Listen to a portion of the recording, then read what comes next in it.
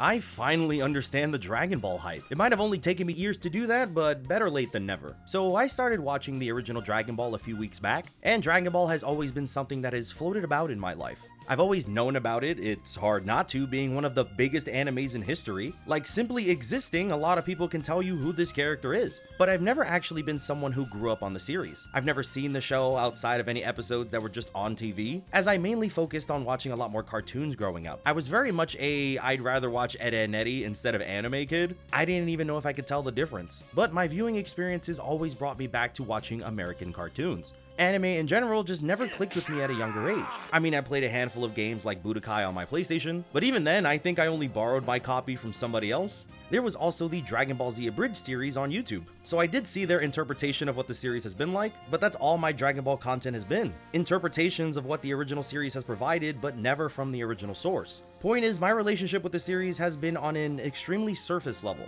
but the way I've seen Dragon Ball affect the ones I love has been on an entirely new level. It's always been present in my life because my friends would just light up when they're speaking about it. I remember commuting back in the day with my friend Kyle, and while we were on the train, he always had a new episode of Dragon Ball Super running on his phone. He was making sure he wasn't going online to see any spoilers. He was making sure to see that episode quick. And I had my other friend Kevin talking about his experiences of watching it on the big screen, an experience he brings up time and time again as some of his fondest cinema moments. Like, Kevin is the type to sit you down and be like, you're watching this Broly fight right now. And the fight was as beautifully animated as you would expect, but the sheer aura to radiate from my friend upon sharing this clip, unforgettable. I even got really into Dragon Ball FighterZ, even learning some combos so I wasn't getting completely washed online. I ran Goku, Tien, and Cell, and these were always my go-to characters when I booted up. Then I've got another friend, Dean, who's just insane at this game. Like, so insane, he plays it really cool to get you on the sticks, talking some, we'll have some fun, don't worry. And then you see the pure evil release out of him when he's spanking you in the game, hitting you with the perfect combos. It's humbling to say the least. I know better than to get online and play Dragon Ball against him. But now we're in the present 2024, and the Dragon Ball FOMO has reached its absolute highest, as Sparking Zero, the newest video game in the Dragon Ball series, has released, and everybody and their mother is on this game. The sheer joy that I've seen from so many of my friends playing this game, and I'm a big fan of just watching their clips of them just going insane. The attachment to these characters and this game is because they have absorbed the source material. They've seen their favorite characters get sent to hell and back, literally, and have seen what they are willing to do to surpass their own limits. Everything that I know about Dragon Ball has just been on the surface, but now I wanted to take the dive and start watching the series myself. As the same Kyle from the commuting story slid me his Crunchyroll login, and I've begun my viewing experience of Dragon Ball. No better place to start than at the very beginning, right? But before I get into it, let me know in the comments section below, who is your favorite Dragon Ball character? Looking at the roster from Sparking Zero, you can tell that there's someone here for everybody. Maybe you like the Cybermen. I know someone boots up this character every chance they get. And while you're down there, please be sure to hit that like button, as I'm messing with a lot of anime clips in this video, and every like gives me the strength to avoid getting hit by copyright.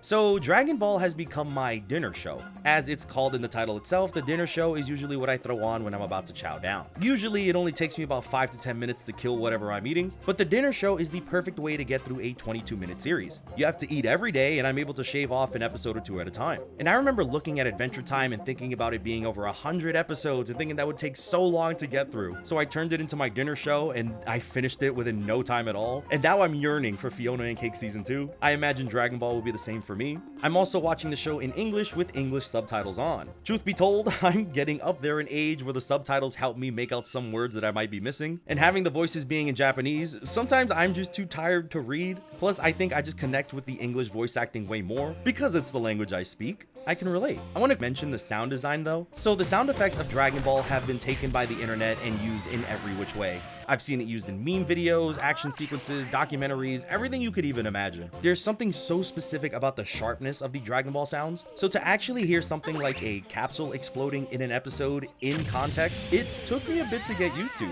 I'm like, oh yeah, that's the sound from Dragon Ball. Wait, I'm watching Dragon Ball. Also, I haven't seen the whole thing yet, like I am actively watching. In fact, the last episode I saw was when Goku turned into an ape during the World Tournament. So Roshi hit him with the Kamehameha wave and Goku died? So yeah, I'm pretty early into the mix of it. Man, I sure hope Goku was okay. They really left me on a cliffhanger here. So I just wanted to share what I think of the show so far, which has been the first collection of the Dragon Balls and the World Tournament. And truth be told, I'm locked in. They got me. A big part of this experience is kinda seeing these characters devolve, as the versions I'm used to is the ones where they're all grown up. This is a show about Bulma as a teenager who wants to collect the titular Dragon Balls to grant a wish for a boyfriend. Knowing that this teenager is Bulma is pretty hilarious, considering she ends up having a family with Vegeta later on. Anyway, on her quest she meets Goku, a superhuman child with absolutely no social awareness, as he's been living in the woods for his entire life, as future episodes focus on these two teaming up to find the Dragon Balls. And shenanigans ensue, with Goku's powers beginning to unravel in every episode. In Bulma's eyes, she just hit a kid with this car, like jail time, but he gets right back up. And each episode just ups the stakes of what Goku is facing off against. And nobody told me that Dragon Ball was a comedy. There have been several instances where the jokes were just killing me, whether it be about human anatomy, workplace abuse, or all the different visual gags. I was not anticipating to be laughing this much, but there are moments of heart too, like finding out that Goku's father was killed when he was very young, and his grandfather's name is Gohan, in which he eventually names his firstborn son after. It's a feeling seeing it all unfold from the very beginning. Even the episode where he meets Chi-Chi for the first time. It's hard to imagine what it takes from then to get from here to here, but that's what this whole journey is about. Then there's Master Roshi. So I've always known he was a bit of a freak, and it's not something that Dragon Ball fans have really been hiding either, but to see Master Roshi in context, this man is an animal. There's like 40 instances in the 28 episodes I've seen so far where he needs to be put under the jail. I mean, it's an anime from the 80s. I knew there were going to be some off-color jokes from here and there, and it's all played off for jokes, but he's really just a brawlic pedophile. I knew it was cooked when the episode came where, in order for Goku and Krillin to learn to train for Master Roshi, he tasked them with finding him a woman, and they're just about their martial arts. They don't ask any questions and just go on this hunt. But we all know what this man's about. But he also taught Goku how to do a Kamehameha wave, so life is really about duality. Then there's Yamcha. I was actually pretty surprised to see him show up so early. I was under the impression that he wasn't a very popular character, considering his most iconic moment is when he's dead, but he's actually one of my favorite characters in the show. He's the first one to actually put hands on Goku, hitting him so hard that he just goes flying through these structures.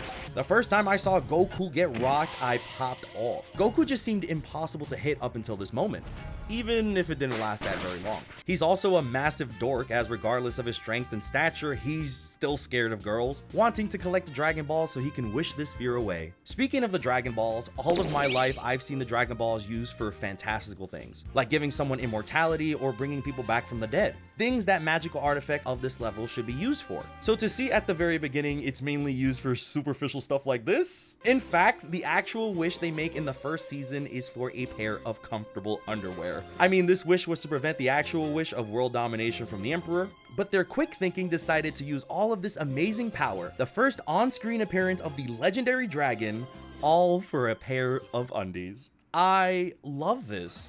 Although the absolute cream of the crop for me is Krillin. Krillin has always been my favorite character in Dragon Ball. As a kid, you could have told me this was Omi's light-skinned cousin, but there was always something about this guy that I gravitated towards. In this show, he functions as a rival and friend to Goku, and it really set the tone when they were doing their training. Like, I can see Goku being able to do all of these crazy exercises. He's literally a superhuman being, but to see Krillin, a regular mortal child, be able to keep up with him, insane work. Then there's this moment during the world tournament where they have to take off their weights and now they're able to move so much faster. To see Krillin keep up at this level is so impressive. Iconic moments from this watch through is during his match with Bacterian. This dude smells so bad it has everybody in the arena shook. So when Krillin finally defeats him and he has to leave, everybody pops off because the smell is finally leaving too. I'm excited to see where Krillin and Goku's friendship goes from here. I feel like I'm seeing the start of a beautiful friendship. Or the end? I mean, the last episode I saw, Goku has literally been vaporized, and Krillin is so distraught calling out to his friend, the pain in his voice knowing that Goku is gone forever.